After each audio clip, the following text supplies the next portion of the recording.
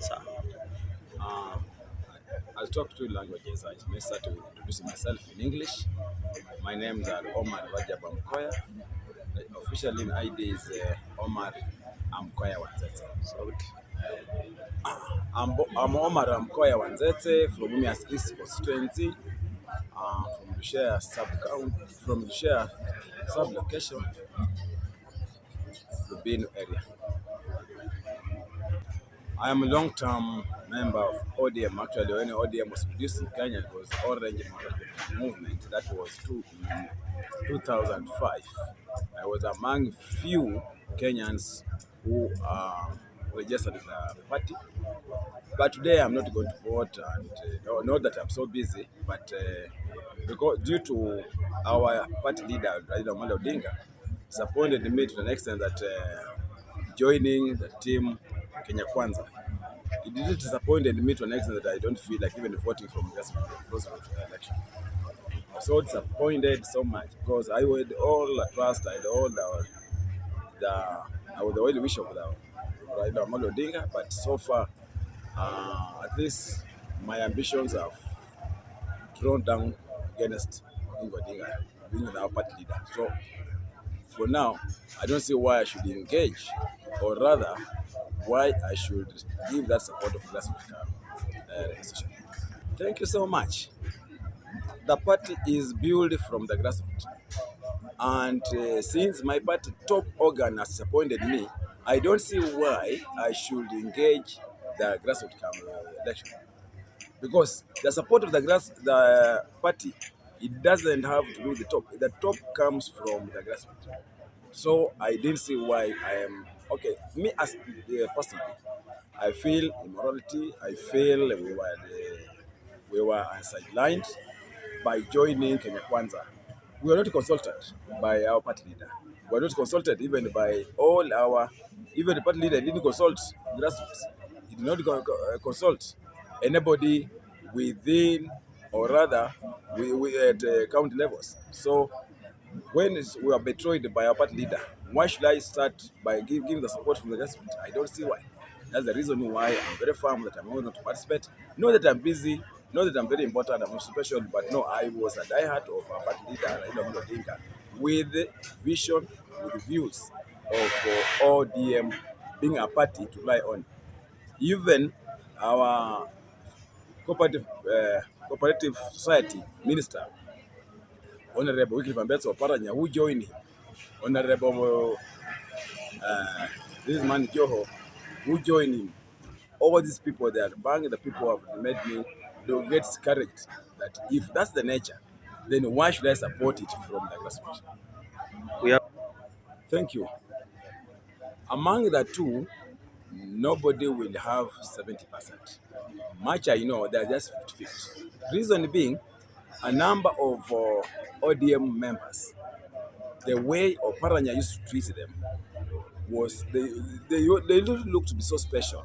Reason being, Oparanya was really considering ODM at all costs. But our governor, FCPA Barasa, he has nothing to do with the specific party and who to be. They all the same. So when Ms. Elsie Mohanda, she's contesting, she has her people, she has very little influence when you talk of ODM. The like was to Barasa. All these people are just 50-50.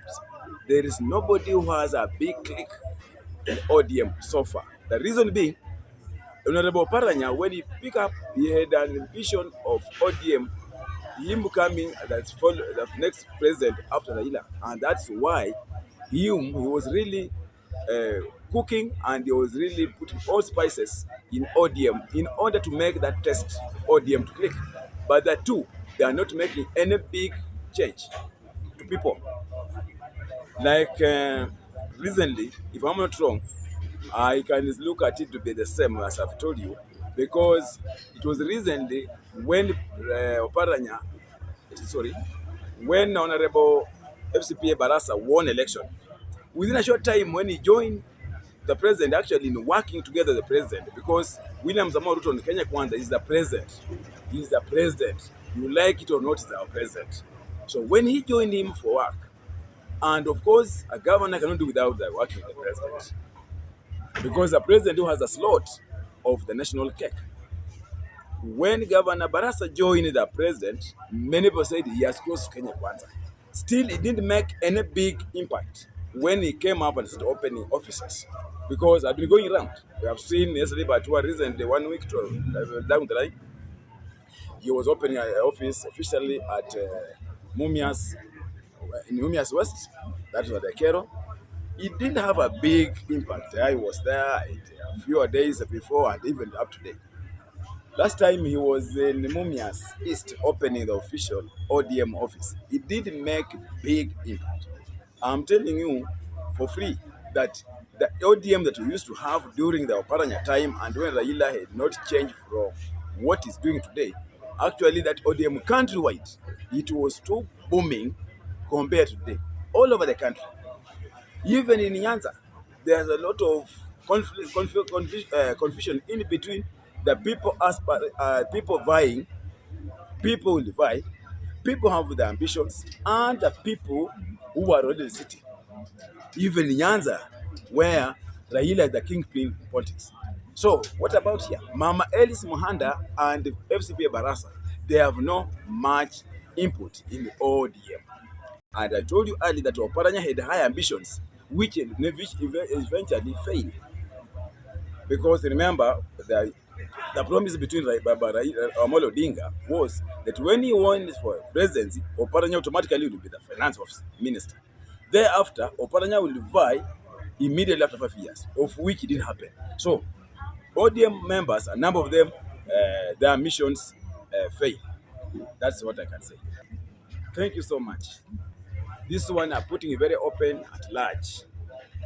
This is the time that Raila will not make any impact. If we happen to tell people today Ruto Tena with ODM, you will go with very few people.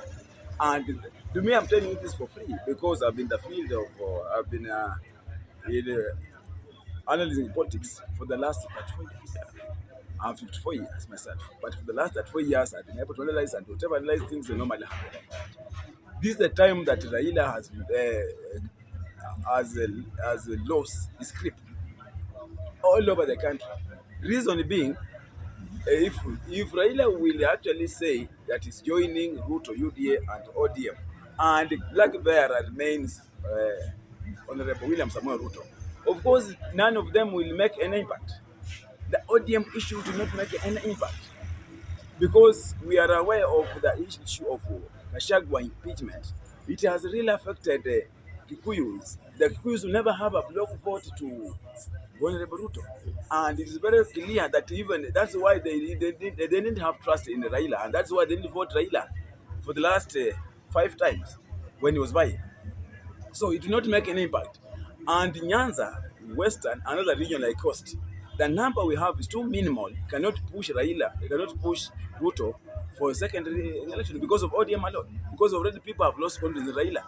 And for information, all around the country, all over the country, when they talk about of UN issue, 90% Kenyans say Raila hatoboi, Raila endi mahala, Raila not manage to win the election. Reason being, Kenyans are not happy when they saw Raila joining the Kenya Kwanza after the Gen Z team was killed, when all the mortuaries, the Kiambu was announced with the leading and the smell of bodies, and Nairobi counties all over the dead bodies, and all left to Ribayala. So all the things that have happened in the presence of Raila when joining Ruto for the last 8 months, almost a year, it has really discouraged people from listening to Raila. To me, Raila, this is the last time he will make the worst statement that we join Honorable Ruto. Yeah, don't look at Raila to make impact over that. If Raila will be in a Pentagon, or rather a coalition that will be fighting Ruto, then Raila will still click at a certain percentage, not that big percentage. I think to me this would be a time where Kenya shall remain, you shall go by the history of 2007. At least you have the history of 2007. And to me, Raila can only have maybe 45%, 50%, not like usual.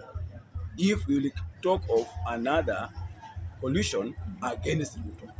not convincing himself that he will create votes Ruto. No, because to me, Kenyans' style of voting and the central, it has got a unique system of voting, of which you need to vote back on the Ruto. And that's why wherever they go, you will realize that the clique of President Ruto with the clique with Mr. Dingidiki, the deputy president, it doesn't make any change in central. They still have they have already lost the grip with the president. So who is Raila to bring that top grip? How?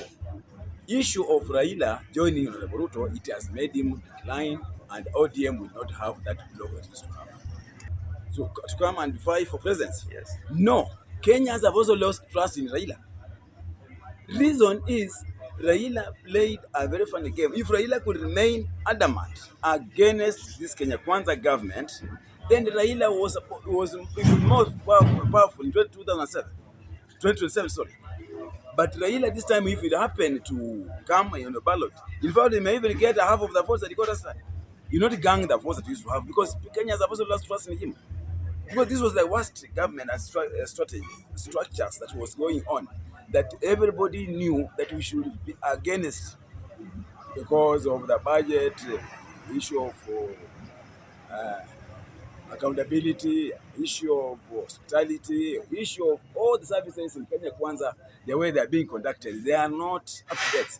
So nobody had a feeling that Raila one time will wake up and say, we are giving this finance minister, Mr. Obando, the president minister, we are going to support the government. We are going to have Mr. Oparanya for Sako and Society is going to assist the government. We're going to have the mining, Mr. Joho. We never expected that. We expected this government to fail the way one time former president said, let us look on to see the failings of the present government of Kenya Kwanza, so that we should know how to counter this government. But if you tell me that Raila has taken some people to go there and put more efforts to change